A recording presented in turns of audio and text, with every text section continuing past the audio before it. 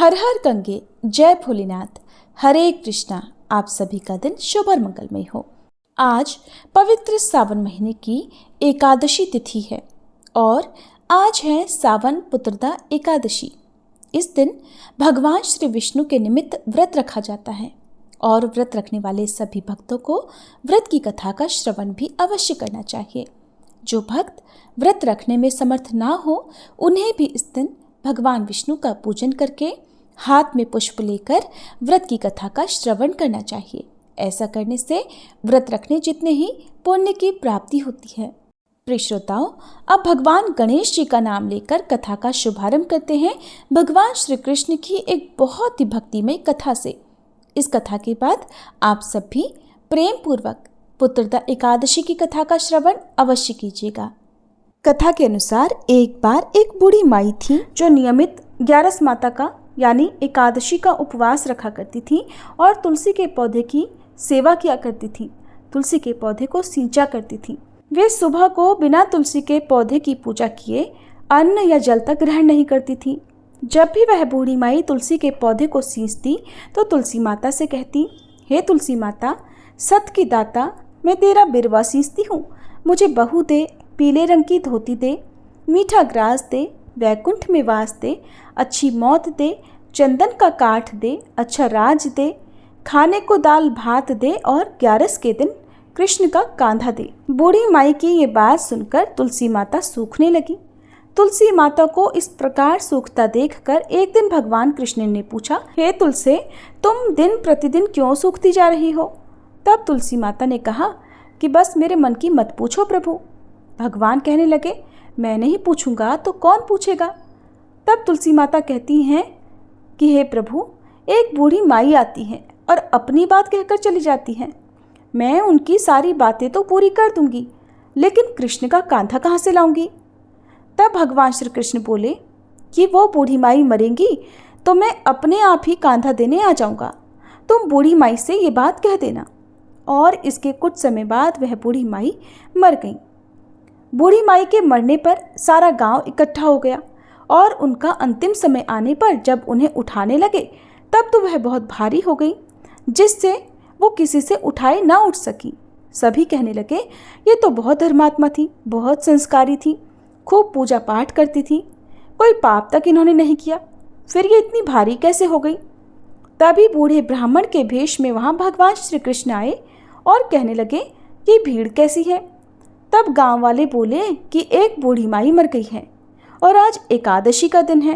वो इतनी पापिन थी कि उसकी अर्थी उठाई नहीं उठ रही, ये तो बहुत भारी हो गई है। भगवान बोले कि मुझे इनके कान में कुछ कह लेने दो, फिर ये उठ जाएंगी। तब भगवान श्री कृष्ण बूढ़ी माई के पास गए और चुपके से उनके कान में कहा, हे बूढ़ी माई, तू अपने मन की कर ले, पीताम्बर की धोती ले, मीठा मीठा ग्रास ले, वैकुंठ में वास ले, चटक की चाल ले, चंदन का काठ ले, झालर की झनकार ले, दाल भात को जीम और श्री कृष्ण का कांधा ले। भगवान की सारी बातें सुनकर बूढ़ी माई तो हल्की हो गई और तब भगवान कृष्ण उन्हें अपने कांधे पर लेकर गए। इस प्रकार बूढ़ी माई को मुक्ति मिल गई और वह वैकुंठ लोक को चली गई। हे तुलसी माते, जैसे आपने उन बूढ़ी माई को मुक्ति दी, ऐसे ही सभी को मुक्ति देना। जैसे भगवान कृष्ण ने उन्हें कांधा दिया, वैसा ही हम सबको भी देना। प्रेम से बोलिए, श्री कृष्ण भगवान की जय, तुलसी माता की जय। प्रिय श्रोताओं, आज की इस पावन तिथि पर जो भी भक्त भगवान की एक लीला कथा का श्रवण करता है, उसे 1000 कथाओं लीलाओं का श्रवण करने जितना पुण्य की प्राप्ति होती है। तो अब आप सुनिए भगवान विष्णु की एक दूसरी कथा। एक बार की बात है, एक बार भगवान श्री विष्णु अपने वाहन श्री गरुड़ जी पर सवार होकर कैलाश पर्वत पर जा रहे थे। जाते समय मार्ग में गरुड़ जी ने देखा कि एक ही द्वार पर 2 बारातें ठहरी हुई थी। ये बात उनकी समझ में नहीं आई। बस फिर क्या था, पूछ बैठे श्री हरि से कि प्रभु, ये कैसी अनोखी बात है कि विवाह के लिए एक कन्या और 2 बारातें हैं, मेरी तो समझ में बिल्कुल नहीं आ रहा। गरुड़ जी का प्रश्न सुनकर भगवान श्री हरि बोले कि हाँ, एक ही कन्या से विवाह करने के लिए इस समय 2 अलग अलग जगह से बारातें आई हैं। एक बारात पिता द्वारा पसंद किए गए लड़के की है और दूसरी माँ द्वारा पसंद किए गए लड़के की है। भगवान की ये बात सुनकर गरुड़ जी फिर बोले, प्रभु आखिरकार इस कन्या का विवाह होगा किसके साथ? प्रभु बोले, जिसे माता ने पसंद किया है और बुलाया है उसी के साथ कन्या का विवाह होगा। अब भगवान की ये बात सुनकर गरुड़ जी मौन हो गए और भगवान को कैलाश पर्वत पर पहुंचाकर कौतूहलवश उसी जगह पर फिर से आ गए जहां वो दोनों बारातें ठहरी हुई थी। गरुड़ जी ने मन में सोचा कि अगर मैं माँ द्वारा पसंद किए गए वर को यहाँ से हटा दूं तो भला ये विवाह कैसे संभव होगा। फिर क्या था, उन्होंने भगवान के विधान को देखने की जिज्ञासा के लिए तुरंत ही उस वर को वहां से उठाया और ले जाकर समुद्र के एक टापू पर छोड़ दिया। ऐसा करने के बाद भी गरुड़ जी थोड़ी देर के लिए भी रुके नहीं थे, बल्कि अब तो उनके मन में एक नया विचार दौड़ने लगा कि मैं तो इस लड़के को यहाँ उठा लाया हूँ, किंतु यहाँ तो इस निर्जन टापू में इसके खाने पीने की कोई व्यवस्था ही नहीं है और ऐसे में इस सुनसान निर्जन टापू पर तो ये लड़का भूखों ही मर जाएगा और वहां पर सारी बारात मजे से 56 भोग का आनंद ले रही होगी। ये तो बिल्कुल भी ठीक नहीं है, इसका पाप तो मुझे अवश्य लगेगा। इसलिए अब तो मुझे इसके लिए भी खाने का कुछ ना कुछ इंतजाम तो करना ही पड़ेगा और यदि विधाता का विधान मुझे देखना ही है तो थोड़ा परिश्रम तो मुझे भी करना ही पड़ेगा। ऐसा मन में विचार कर गरुड़ जी वापस उसी स्थान पर फिर से आ गए। इधर कन्या के घर पर स्थिति ये थी कि वर के गायब हो जाने से कन्या की माता को बड़ी निराशा हो रही थी, किंतु वो भी अपनी जिद पर अडिग थी। इसलिए उन्होंने अपनी कन्या को एक भारी टोकरी में बिठाकर ऊपर से फल फूल मेवा मिष्ठान आदि सजाकर रख दिए, जिसमें कि भोजन सामग्री ले जाने के लिए वर पक्ष से लोग आए हुए थे। माँ द्वारा उसी टोकरी में अपनी पुत्री को छुपाकर भेजने के पीछे उसकी मंशा केवल इतनी थी कि वर पक्ष के लोग कन्या को अपने घर ले जाकर वर को खोजकर उन दोनों का ब्याह करा देंगे। माँ ने अपना ये भाव किसी तरह होने वाले समधी को भी बता दिया। उसके अलावा उन्होंने इस बात की सूचना किसी को भी नहीं दी, क्योंकि कन्या की माँ नहीं चाहती थी कि पिता द्वारा पसंद किए गए वर से उनकी पुत्री का विवाह हो। अब संयोग की बात तो देखिए, आंगन में रखी उसी टोकरी को जिसमें कन्या की माँ ने तरह तरह के फल मेवा मिष्ठान आदि से भरकर अपनी कन्या को छुपाया था, गरुड़ जी ने उसे भरा देखा तो उठाया और लेकर उड़ चले। उसी टोकरी को ले जाकर गरुड़ जी ने उस निर्जन टापू पर, जहां पहले से ही वो उस वर को उठाकर ले जाकर रख छोड़ आए थे, वर के सामने ले जाकर रख दिया। इधर भूख के मारे व्याकुल हो रहे वर ने जैसे ही अपने सामने खाने पीने की तमाम तरह की चीजें देखी तो वह भूख से व्याकुल हो उठा और एक बाज की तरह उस खाने पीने की वस्तुओं पर झपटा। उसने टोकरी से जैसे ही खाने के लिए फल मिठाई आदि निकालना शुरू किया तो क्या देखा कि उसमें तो 16 श्रृंगार किए हुए वही युवती बैठी हुई है जिससे कि उसका विवाह होना था। अब तो ये सब देखकर गरुड़ जी हैरान रह गए। उन्हें निश्चय हो गया कि हरि इच्छा बलवान, राम कीन्ह चाहे सोई होई, करे अन्यथा अस नहीं कोई। फिर तो शुभ मुहूर्त विचार कर स्वयं गरुड़ जी ने ही पुरोहिताई का कर्तव्य भी निभाया। वेद मंत्रों से विधि विधान से विवाह कार्य संपन्न कराकर उन्होंने वर वधू को आशीर्वाद दिया और फिर से उनके घर पहुंचा दिया। इसके बाद गरुड़ जी ने प्रभु के पास आकर सारा वृतांत उनसे निवेदित कर दिया और प्रभु पर अपना अधिकार समझकर झुंझलाकर बोले कि प्रभु, आपने तो बड़ी अच्छी लीला की, सारा ब्याह कार्य हम ही से करवा लिया। भगवान गरुड़ जी की बातों को सुनकर मंद मंद मुस्कुरा रहे थे। प्रेम से बोलिए श्री लक्ष्मी नारायण भगवान की जय। अब हम सब मिलकर भक्ति के इस अथाह सागर में गोते लगाते हुए चलते हैं धर्मराज युधिष्ठिर के महल की ओर, जहाँ पर इस समय भगवान श्री कृष्ण और महाराज युधिष्ठिर के बीच में वार्तालाप हो रहा है। पांडवों में श्रेष्ठ धर्मराज युधिष्ठिर ने एक समय भगवान श्री कृष्ण से कहा कि हे भगवान, सावन शुक्ल एकादशी का क्या नाम है? व्रत करने की विधि तथा इसका महात्म्य कृपा करके आप कहिए।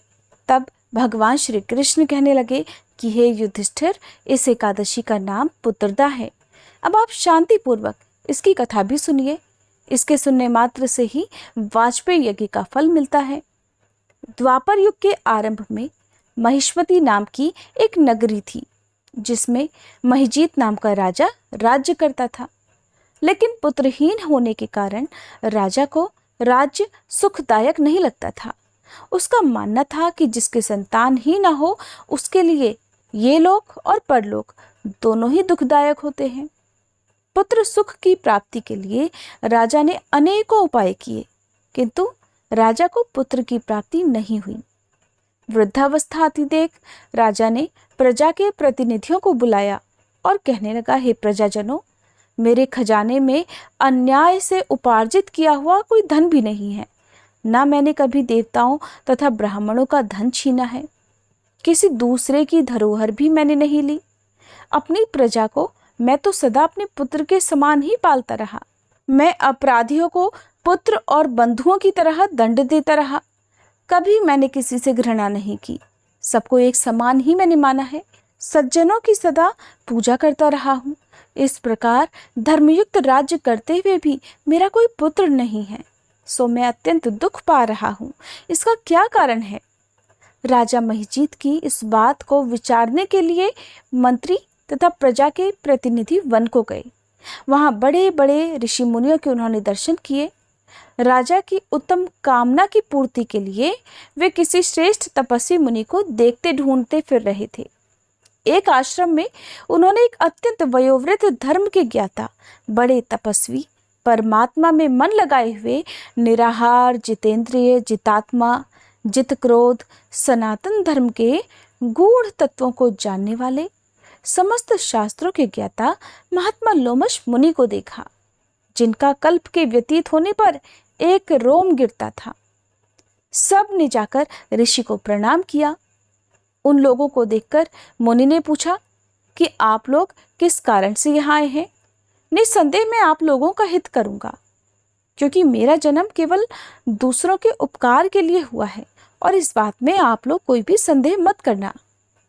लोमश ऋषि के ऐसे वचन सुनकर सब लोग कहने लगे, हे महर्षि, आप हमारी बात जानने में ब्रह्मा जी से भी अधिक समर्थ हैं, इसलिए आप हमारे इस संदेह को दूर कीजिए। महिष्मतीपुरी का धर्मात्मा राजा महिजीत प्रजा का अपने पुत्र के समान पालन करता है, फिर भी वह पुत्रहीन होने के कारण बहुत दुखी है। उन लोगों ने आगे लोमश ऋषि से कहा कि हम लोग उसकी प्रजा हैं, इसलिए हम भी अपने राजा के दुख से दुखी हैं। और हे मुनिवर, आपके दर्शन से हमें पूरा विश्वास है कि हमारा ये संकट अवश्य ही दूर हो जाएगा, क्योंकि महान पुरुषों के दर्शन मात्र से ही अनेक कष्ट दूर हो जाया करते हैं। हे मुनिवर, अब आप कृपा करके हमारे राजा के पुत्र होने का कोई उपाय बतलाइए। सारा वृतांत जानकर लोमश ऋषि ने थोड़ी देर के लिए अपनी आंखें बंद की और राजा के पूर्व जन्म का वृतांत जानकर फिर कहने लगे कि ये राजा अपने पूर्व जन्म में एक निर्धन वैश्य था। निर्धन होने के कारण इसने बहुत सारे बुरे कर्म किए। ये एक गांव से दूसरे गांव में व्यापार करने जाया करता था। एक समय ज्येष्ठ मास के शुक्ल पक्ष की द्वादशी के दिन मध्याह्न के समय, जबकि वह 2 दिन से भूखा प्यासा था, एक जलाशय पर जल पीने गया। उसी जगह पर तुरंत की ब्याही हुई एक प्यासी गाय भी जल पी रही थी। राजा ने उस प्यासी गाय को जल पीने से हटा दिया और खुद उसकी जगह पर जल पीने लगा। इसलिए राजा को ये दुख सहना पड़ रहा है। एकादशी के दिन भूखा रहने से वह राजा हुआ और प्यासी गऊ को जल पीते हुए हटाने के कारण पुत्र वियोग का दुख उसे सहना पड़ रहा है। ऐसा सुनकर सभी जन हाथ जोड़कर कहने लगे कि हे ऋषि, शास्त्रों में पापों का तो प्रायश्चित भी लिखा है, इसलिए जिस प्रकार भी राजा का ये पाप नष्ट हो जाए, ऐसा उपाय आप बताइए। लोमश मुनि कहने लगे कि सावन शुक्ल पक्ष की एकादशी को, जिसे पुत्रदा एकादशी भी कहते हैं, तुम सब लोग व्रत करो, रात्रि को जागरण करो, तो इससे राजा का यह पूर्व जन्म का पाप अवश्य ही नष्ट हो जाएगा। साथ ही राजा को पुत्र की भी प्राप्ति होगी। लोमश ऋषि के ऐसे वचन सुनकर मंत्रियों सहित सारी प्रजा नगर को वापस लौट आई, और जब सावन शुक्ल एकादशी आई तो ऋषि की आज्ञा अनुसार सब ने पुत्रदा एकादशी का व्रत और जागरण किया। इसके बाद द्वादशी के दिन इसके पुण्य का फल राजा को दे दिया गया। उस पुण्य के प्रभाव से जल्दी ही रानी ने गर्भ धारण किया और 9 महीने पूरे होने पर उसे एक बड़ा तेजस्वी पुत्र प्राप्त हुआ। भगवान श्री कृष्ण कहते हैं, हे युधिष्ठिर, इस सावन शुक्ल एकादशी का नाम इस प्रकार पुत्रदा पड़ गया। इसलिए संतान सुख की इच्छा करने वाले भक्तों को इस व्रत को अवश्य ही करना चाहिए। इसके महात्म्य को सुनने से मनुष्य सभी पापों से मुक्त हो जाता है और इस लोक में संतान सुख भोग कर परलोक में स्वर्ग को प्राप्त होता है। इस प्रकार एकादशी के दिन अपनी संतान की रक्षा हेतु, संतान प्राप्ति की कामना से या मोक्ष प्राप्ति की इच्छा से इस व्रत को सभी सनातनी धर्म को मानने वाले लोगों को जरूर करना चाहिए। यदि व्रत करने में समर्थ ना हो तो विधि विधान से भगवान विष्णु की पूजा करके व्रत की कथा अवश्य ही पढ़नी या सुननी चाहिए। ये थी आज की कथा। प्रेम से बोलिए श्री लक्ष्मी नारायण भगवान की जय, श्री कृष्ण भगवान की जय।